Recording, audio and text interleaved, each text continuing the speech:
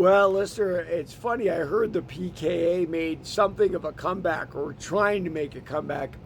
And I think about the transition the sport made, and this was my own transition as well, right? Like I was already a red belt in Tang Soo Do when all this stuff was going on, and so I wanted to finish that to get my black belt. Today it's the only black belt I owed, and that was a very important milestone for me. So I kind of stuck with it.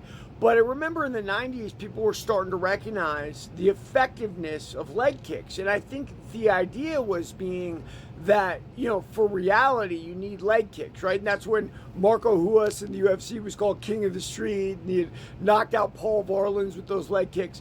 But if you really think about it, and I am thinking about it, obviously, leg kicks actually aren't that effective in a street fight, right? Leg kicks are like body punches. They pay dividends, right? Like, down the line. So you're not going to be a king of the streets by throwing leg kicks at people. It just doesn't work that way. Street fights don't work that way.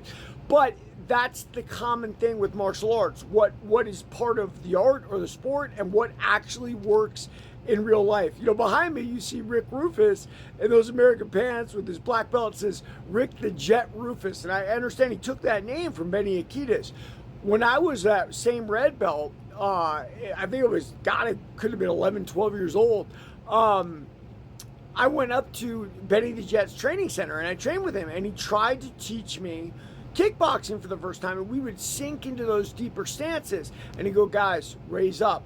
That's not how I want you. Because, of course, in Muay Thai, you're almost standing straight up for those leg checks. And I learned a jab for the first time, and I learned a hook for the first time, because those weren't a part of traditional martial arts. Certainly not my traditional martial art. We did an upper punch, we called it, but it wasn't very common.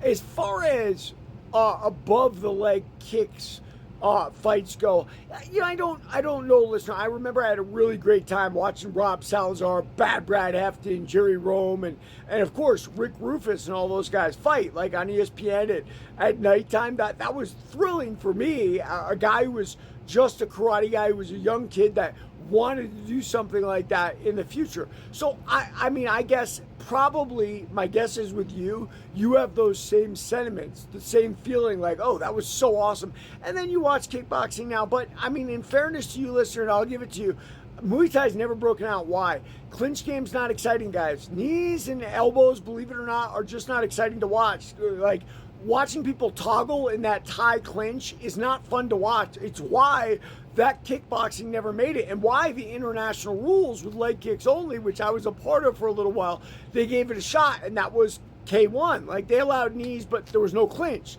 So the boring part of the knees were taken out. At the end of the day, listener, let's be honest, no kickboxing form has ever made it on an elite level. MMA made it. Boxing has made it, obviously. Kickboxing, it'll be the little bastard brother for the rest of our lives, whether it's leg kick, no leg kick, tie, or whatever. And there it is. Everybody, like and subscribe for more on The Fight Game.